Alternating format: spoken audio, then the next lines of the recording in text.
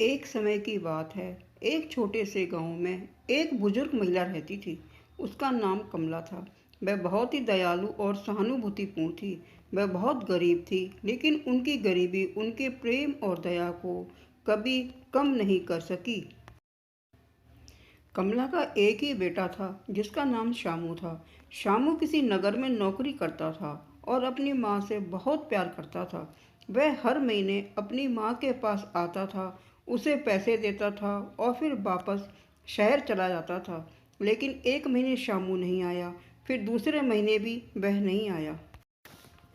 कमला को बहुत चिंता हुई। उसने सोचा कि उसके पास पैसे तो हैं, लेकिन उसके बेटे का ख्याल उसे बहुत परेशान कर रहा था। वह रोज बेटे का इंतजार करती, लेकिन शामू नहीं आया। अंततः कमला ने फैसला किया कि वह शहर जाएगी और अपने बेटे का पता लगाएगी। कमला ने अपने सारे पैसे जमा किए और शहर के लिए निकल पड़ी।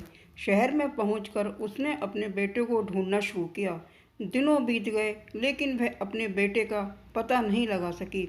उसके पास पैसे भी खत्म हो गए थे। कमला की चिंता बढ़ गई, लेकिन उसने हार नहीं मानी। एक दिन वह एक दुकान के सामने बैठी थी और रो रही थी। दुकानदार ने उसे देखा और उसके दुख का कारण पूछा। कमला ने अपनी कहानी सुनाई। दुकानदार ने उसे उसके बेटे के बारे में बताया। श्यामू ने एक हादसे में अपनी जान गंवाई थी। कमला यह सुनकर टूट गई। उसने अपने बेटे के नाम की मिट्टी अपने हाथों से चूमी। उसकी आंखों में आंसू थे, लेकिन उसके मन में एक आशा थी। उसने अपने बेटे को खोने के दुख को स्वीकार किया और अपने गांव लौटने का फैसला किया। कमला की कहानी हमें यह सिखाती है कि जीवन में कठिनाइयाँ आएंगी, लेकिन हमें कभी हार नहीं माननी चाहिए। उसकी कहानी हमें दया, सहानुभूति और प्यार की शक्ति के बारे में भी याद दिलाती है।